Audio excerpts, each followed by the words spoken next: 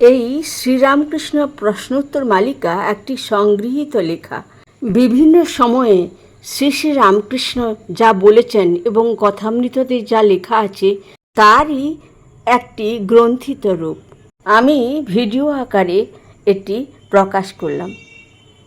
পথ কি? যত মত তত পথ। দেবতার থেকেও বড় কে? মানুষ। মানুষকে যে মান হুঁশ সে। আর আমি কে? তুমি। দয়া কি? সবাইকে ভালোবাসার নাম দয়া। চাতুরী কি? যে চাতুরীতে ঈশ্বরকে পাওয়া যায়। ঈশ্বরকে? মানুষ। কোথায় তার বৈঠকখানা?